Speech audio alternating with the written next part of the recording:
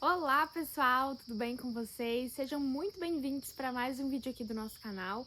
O meu nome é Lavínia e eu tô falando aqui da estufa da Greenhouse Suculentas, onde a gente fala sobre suculentas de maneira simples e descomplicada.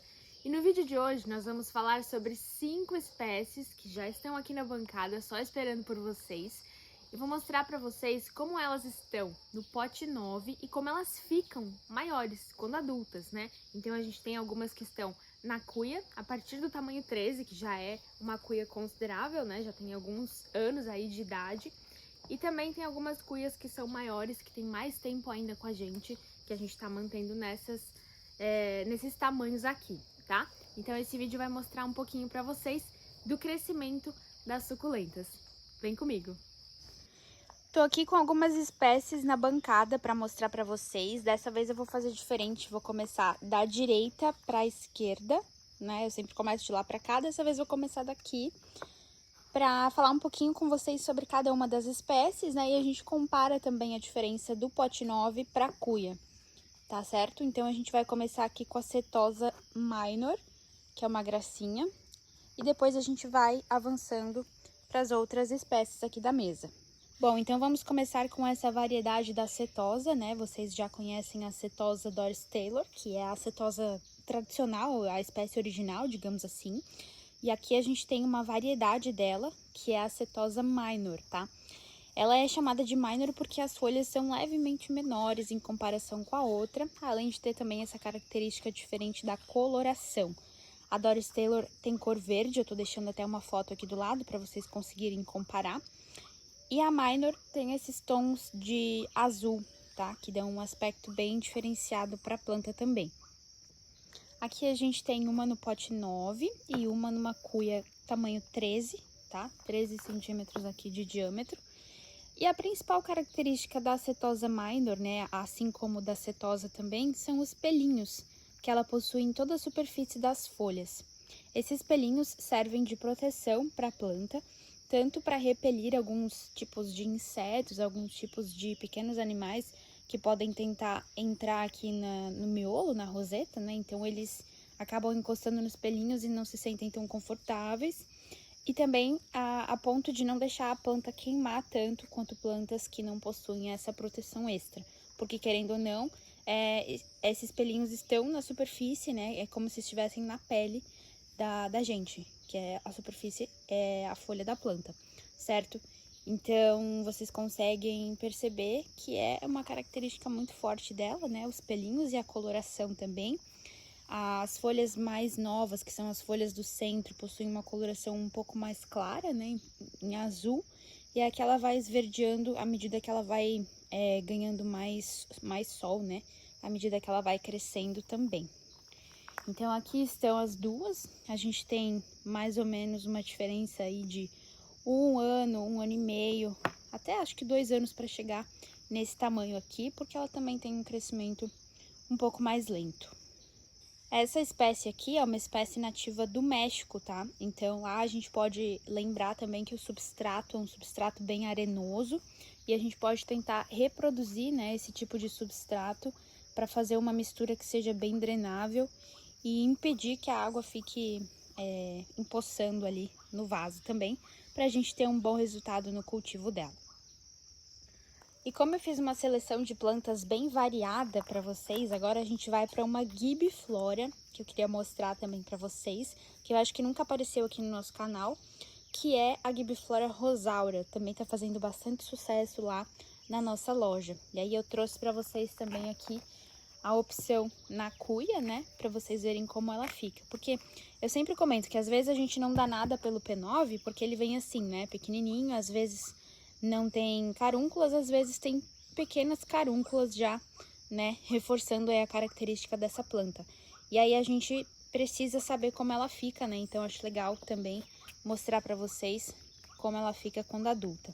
E aqui a gente tem uma espécie que conta com bastante presença de carúnculas em praticamente todas as folhas, tanto as folhas mais novas aqui, ó, quando bem estressada a planta, né, as folhas mais novas também já vêm com carúnculos aqui desde do miolinho, vocês podem perceber. E aí ela vai ficando nessa coloração mais roxa, mais lilás. que fica bem incrível também. Então, mostrando aí pra vocês a diferença, que também tem uns 2 anos de cultivo, mais ou menos. E ela é uma espécie que fica mais baixinha, digamos assim. Como ela tem um crescimento lento, ela fica mais rasteira, mais próxima ao solo. Tem algumas outras gibifloras que acabam já ganhando altura, ganhando aí um espaço de caule um tanto quanto maior, tá? A rosaura tem essa particularidade também de crescer assim bem devagar e dar mais tempo de a gente curtir a beleza dela.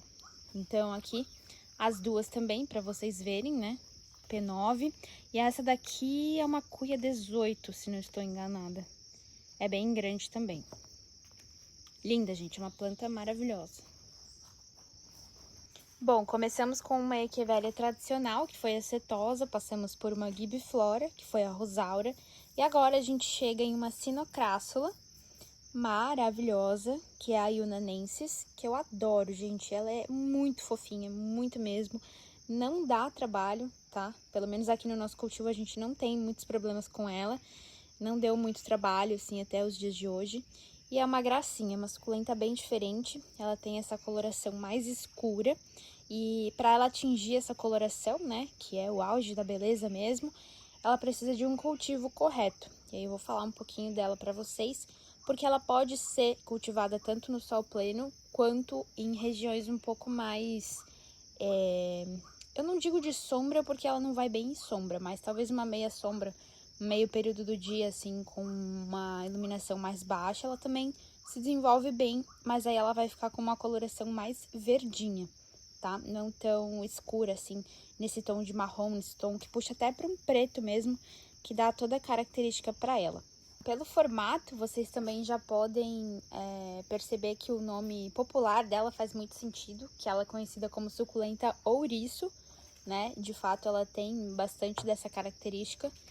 Inclusive, deixa eu puxar aqui a cuia para mostrar para vocês, né? Ela parece pequenos ouricinhos mesmo. É uma gracinha, gente. Ela é bem durinha quando hidratada, né? Mas, assim, ó, dá vontade de ficar passando a mão nela mesmo.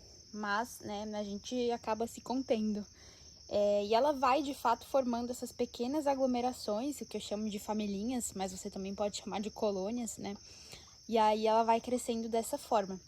Isso porque ela é uma suculenta monocárpica, o que quer dizer que ela vai dar flor em algum momento e depois ela vai vir a morrer, né? Isso acontece muito com as agaves, principalmente, mas algumas espécies de suculentas também apresentam essa característica, né, de dar a floração somente uma vez e depois elas realmente encerram aí o seu ciclo de vida.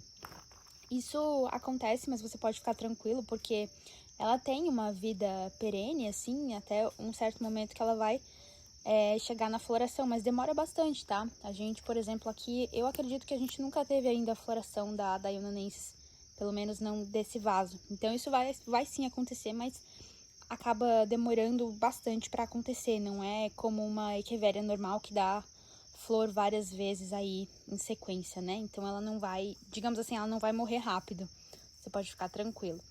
E aí, nesse papo aí de suculenta monocárpica, eu queria lembrar vocês de observarem essa característica, né, de suculenta que faz essas aglomerações.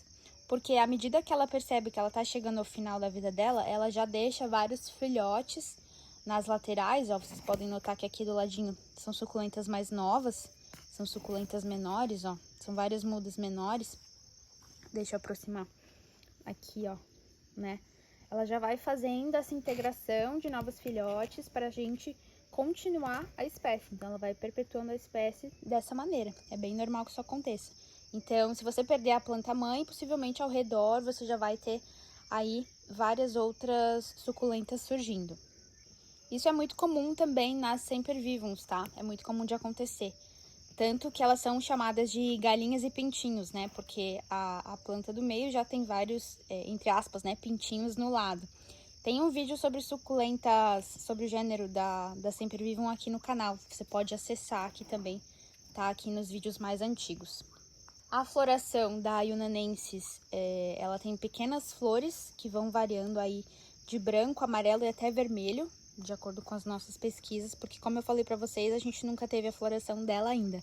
Mas assim que ela vier a florir, eu gravo aqui pra vocês mostrando também e coloco algumas fotos, tá?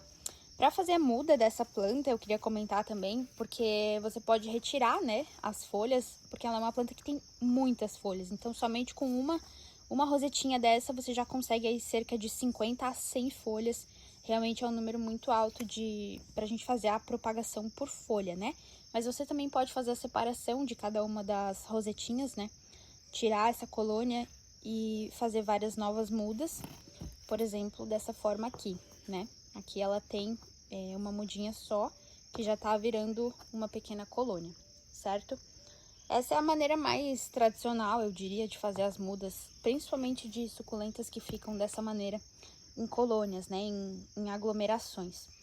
Também é possível fazer por semente, mas é um método super demorado, né? E você precisa também ter um conhecimento um pouquinho mais avançado para fazer dessa forma, tá? E é isso, acho que eu tinha de informação assim que eu sei para passar para vocês. E aí, mais uma curiosidade para vocês, que ela é conhecida como jade chinesa. Ela é da província de Yunnan, na China, então ela carrega esse nome aí, também bem interessante. Linda, gente, uma gracinha. Dando sequência agora para o nosso vídeo, vamos para uma suculenta super tradicional aí no mundo dos suculenteiros, né, e colecionadores. Todo pessoal que gosta de suculentas com certeza já viu ou já teve, ou ainda tem, né, uma Echeveria lilacina para chamar de sua. Ela é tão tradicional que ela também é conhecida como suculenta rosa de pedra, né, também por conta do seu formato. E realmente, como eu disse para vocês, ela é muito conhecida, tá presente aí na maioria das coleções. E tenho certeza que muitos de vocês que estão assistindo têm uma lilacina aí, né, na coleção de vocês. Então eu trouxe ela no pote 9, que é o tamanho que a gente tem também lá no nosso site, e trouxe ela no tamanho aqui grandão de cuia. Olha só que maravilha. Deixa eu até subir aqui um pouquinho da câmera para mostrar toda a beleza, né, toda a preciosidade dessa suculenta. Tem suculentas que ficam ainda mais bonitas quando são mais velhas, né, ficam com uma presença maior, ficam com um tamanho maior e acabam tendo mais beleza também para transmitir. E o número de folhas também é um indicativo, né, de uma suculenta que está crescendo de maneira saudável. Ela tem toda a roseta ali composta por várias folhas que estão padrão, né? As folhas são do mesmo tamanho, então ela tem um crescimento uniforme, vai crescendo devagar e também vai mantendo, né, esse aspecto compacto dela, que também é muito importante para a gente sinalizar que essa planta está saudável. Nessa aqui, né, em questão, eu queria mostrar também para vocês que tem duas hastes florais aqui que estão prestes a abrir, né? A gente já conhece a floração da lilacina e por isso a gente acaba optando por retirar essas hastes, tá? É importante que você tenha em mente que quando uma planta está produzindo aí uma haste floral para te dar a floração aqui, ó, depois, né? Tanto aqui vai sair a flor dela, quanto aqui também nessa parte. É importante que você saiba que ela tá despendendo energia para fazer o crescimento dessa haste.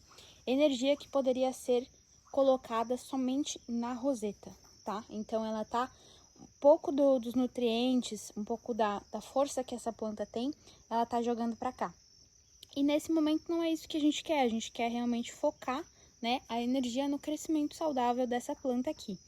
Mas, quando perguntam pra gente, né, haste floral, devo cortar ou não? A resposta que eu sempre vou dar pra vocês é, depende, né? Depende do que você quer. Se você quer realmente apreciar a floração das suculentas, se você gosta, né, de deixar elas crescendo para verificar a flor, você deixa, porque para você vale a pena. E principalmente se for uma planta muito grande, e se você tivesse interesse, eu indicaria deixar, tá? Lógico, ficando aí sempre de olho para ver se é uma haste que está saudável. Se for uma planta pequenininha, como por exemplo essa daqui, imagine uma planta pequena com uma haste floral grande. Aqui, ó, vou até interromper aqui o vídeo que tava falando da lilacina para mostrar para vocês um pote 9 que tem duas, né, não só uma, mas duas hastes florais. E aqui é uma Sarah Amy Bottom. As flores são lindas, né, gente? Convenhamos aí, as suculentas nem sempre têm flores muito bonitas, muito coloridas, mas às vezes, olha só, elas nos presenteiam, né, com essas flores bem bonitas. Ela tem a coloração rosa e amarela. Mas eu trouxe mais para falar para vocês mesmo, porque aqui a gente tá vendo que tem uma planta pequena, né? Num pote pequeno, ela tá no pote 9, e ela tá despendendo energia para 2 hastes. Energia que poderia estar sendo focada no crescimento dela. Então, eu vou optar por fazer o corte dessas hastes, mais ou menos nessa altura. Então, a gente vai acabar removendo aqui as hastes. Eu deixo sempre esse cabinho para depois eu conseguir puxar quando ele estiver seco, né? E aí, pronto, eu vou deixar a energia dessa planta somente focada nela. Ela não vai mais ter que despender energia para a floração, né? Ou para a sustentação dessas hastes. E aqui na lilacina, mesmo se tratando de uma planta um pouco maior, eu vou fazer a mesma coisa, tá? Porque eu quero a energia dela focalizada somente na planta maior. Seja para me dar mais mudas, ou seja, para ela simplesmente crescer com mais força, tá? Então, fica aí a dica para vocês. A resposta é sempre depende. Depende se você quer curtir aí a floração, né, das suculentas, ou se você quer transferir toda a força da planta, né, pro crescimento aí, pro crescimento da roseta, tá? Então, só um parênteses aí, um parênteses bem importante sobre a floração, sobre a haste aí das suculentas, e você pode decidir se você deseja cortar ou não a sua haste. Vamos agora para a última espécie que eu trouxe aqui para mostrar para vocês hoje. Eu tô com ela no pote 9, que é a Echeveria Pink Trumpet, e também estou com ela nessa maravilhosa cuiazinha de cerâmica, que é a nossa Pink Trumpet de coleção. Já tem alguns vídeos com ela aqui, inclusive falando de um tratamento recente que a gente fez contra os ácaros, tá? Que inclusive, se vocês olharem de pertinho, vocês ainda conseguem ver alguns detalhes de quem acabou de passar por esse longo processo, né, de cura aí, com o tratamento certo, para ela ficar saudável novamente. Ela estava toda infestada com esses sintomas de ácaros e a gente via realmente os ácarozinhos minúsculos, né? A gente conseguia perceber que ela estava sendo atacada. E agora, né, a gente conseguiu finalizar aí o tratamento com sucesso e ela tá realmente brotando ali, ó, crescendo, né, folhas novas e já tá realmente bem recuperada. A gente fala bastante sobre como tratar ácaros e outros problemas, né, com as suculentas no nosso e-book. A gente tem um e-book chamado Manual das Suculentas e lá dentro você consegue aprender a cuidar efetivamente das suas suculentas e também resolver, né, possíveis problemas que podem acabar acontecendo aí com elas. Então, se você tem interesse de aprender com a gente, né, como identificar os sinais, como tratar essas doenças, essas pragas que acabam acometendo a saúde das suas suculentas, você pode acessar o link que está aqui na descrição e adquirir o seu Manual das Suculentas, que é um material completo e direto ao ponto para você aprender a identificar os sinais e cuidar corretamente para não perder mais as suas suculentas. Principalmente, gente, quando a gente fala de suculentas de coleção, né, que são os nossos xodós. Como essa daqui é um xodó mesmo, e ela tava toda feia, gente, tava capenga mesmo, assim, tava toda cometida diversas marcas em todas as folhas, e aí ela realmente conseguiu sobreviver, a gente fez o tratamento e não perdemos ela. Eu achei que dessa vez a gente ia perder ela, mas deu tudo certo.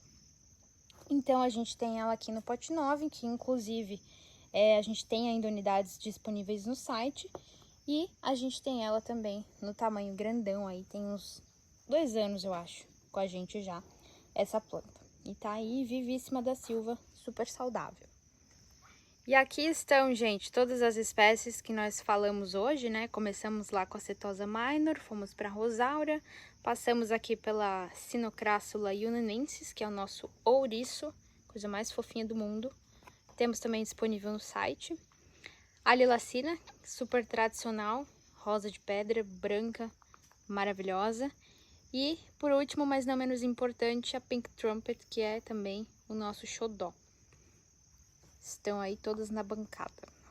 Se vocês gostam de vídeos assim de comparação, me avisem aqui nos comentários que eu trago mais vídeos assim pra vocês. Espero muito que você tenha gostado desse vídeo, gostado de assistir aí a diferença, né, das suculentas, a diferença entre o crescimento delas. Mostrei um pouquinho das principais características das espécies que eu trouxe aqui para vocês. E se você gostou desse vídeo, não esqueça de deixar o seu like, de comentar aqui, deixa um comentário bacana pra gente. E também não esqueça de se inscrever aqui no nosso canal para ficar de olho sempre nas novidades e nos vídeos que a gente coloca aqui semanalmente. Muito obrigada pela sua companhia, um grande beijo e até o próximo vídeo.